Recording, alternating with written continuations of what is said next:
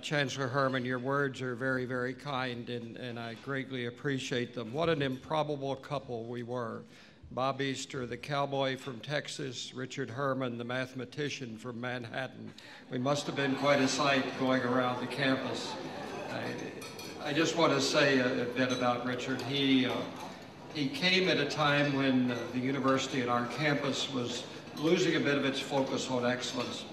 And as I worked with Richard during his period as provost and then as chancellor, everything he talked about was a focus on quality and a focus on excellence. And the Urbana campus is a different place today because of the decisions that he made to support quality, to support excellence. He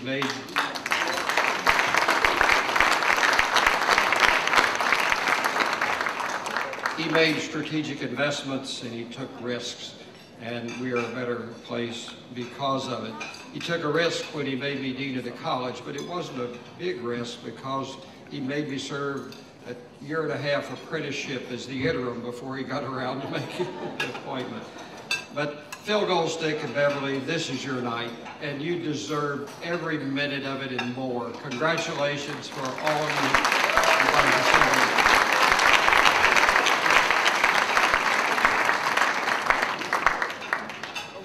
This evening reminds me of many Illini gathering, good friends coming together and good friends coming together to celebrate amazing accomplishments, lives that are transformed by education, and the contributions of an organization like Chabad to the overall student experience on the Urbana campus and the enlightenment that comes both within and within the classroom, but importantly outside the classroom.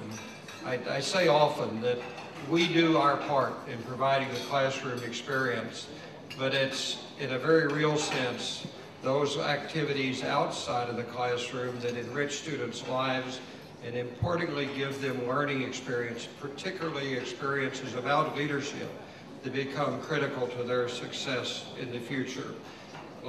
Attendance at the University of Illinois is a life-changing experience, and over the last week, Cheryl and I have spent all 7 days graduating students, about 19,000 of them, if you add them all up. The campus in Urbana, that's a good number, isn't it?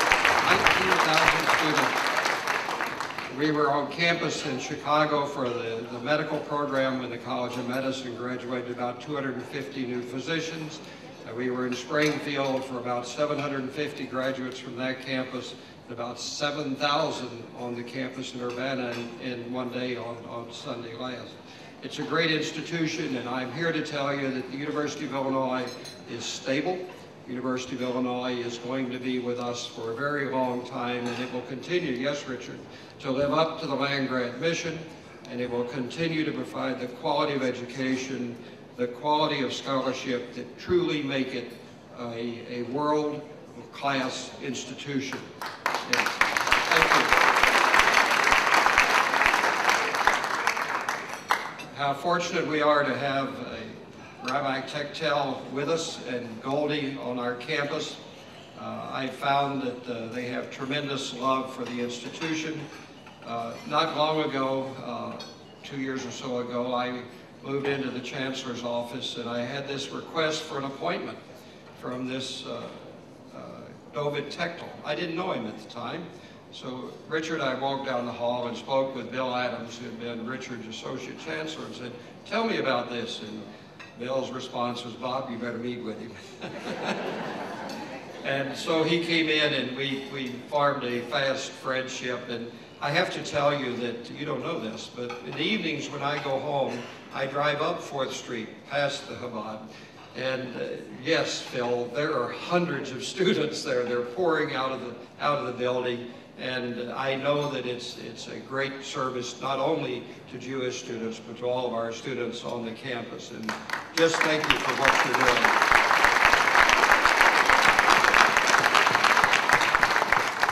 It's just another example of those organizations that are enriched on our campus by the Goldsticks and their contribution to the University of Illinois.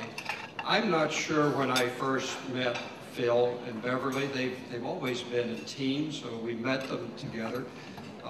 We fell into conversations, maybe even when I was a department head or dean, and what impressed me is I'm the cowboy from Texas, and here's this very successful entrepreneur, state legislator, just go down the list of things that he's done, from Chicago, and he has time to talk to me.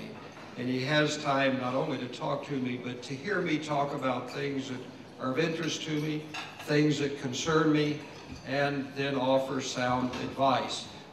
The one thing I do at football games, Tim, and you may want to tell folks this, is that I move away, and I let my wife sit next to him, because she and Phil go toe-to-toe on discussing every play of the game, and it's a pleasure to watch his enthusiasm. Phil has made, and I won't discuss this in detail, significant contributions to our campus. Our College of Education is enriched by a program that he and Beverly support there. Our athletic program is enriched by their continuing support financially and also by their presence and engagement in many, many different ways.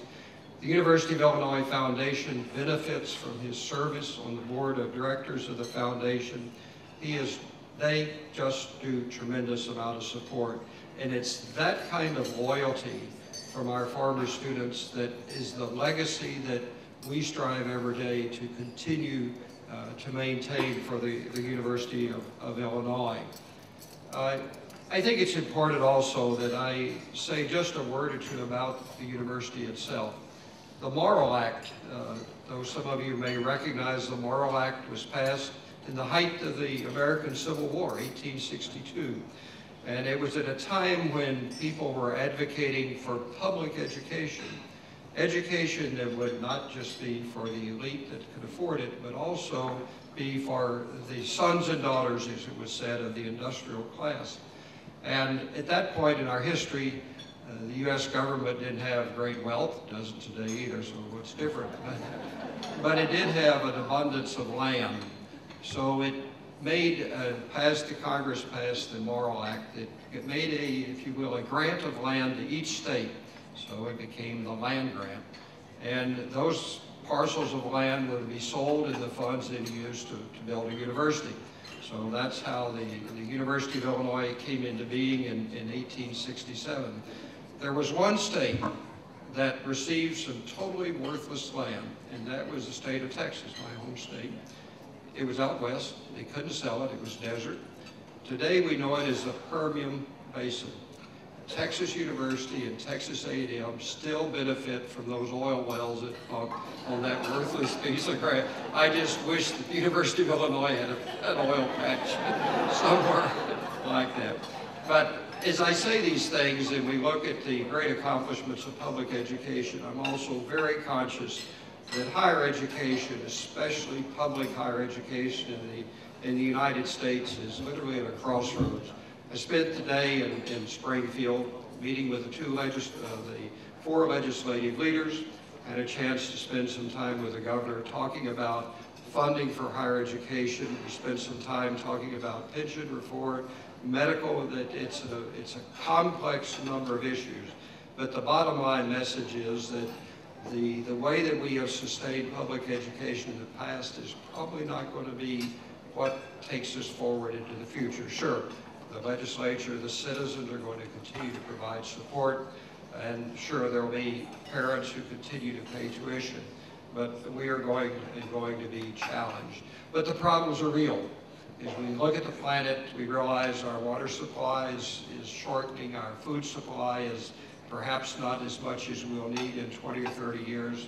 Certainly energy is an issue.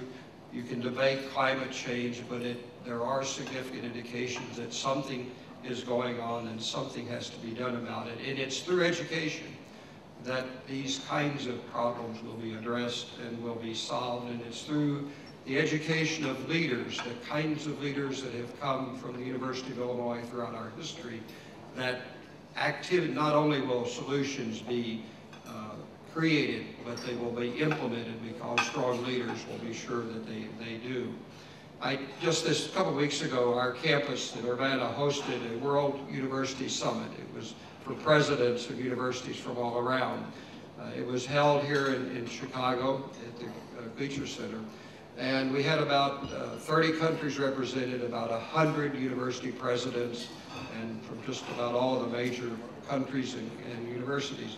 But one of the keynote speakers was Sam Petronas. Some of you may know Sam. He lives part of his year in here and the rest in New Delhi. Sam brought the cell phone technology to India, and he talked about changes in education, not only in funding, but also in the way young people learn. Think about it, and he made this comment. 40 years ago, when I was a student, success came when you focused. You got that book out and you focused on it. Go in a dormitory room today, and I can tell you there's no focus. Go in a place where students are studying, that television is on, they're tweeting or texting their friends, they're using their computer, and they're listening to music all at the same time. How do we deliver education to that kind of individual? And I believe that we are truly up to it. Well, thanks so much tonight to each of you who's come here to honor a great Illini couple, Phil and Beverly Goldstick. Thanks for the support that you provide to the Chabad and to Rabbi Tecto and Ms. Goldie as they go through their efforts to work with our students on campus. And thank you so much for everything that you do on behalf of the University of Illinois. My wife Cheryl and I will certainly be your partners as we go forward for the next however many years that is. Thank you very much.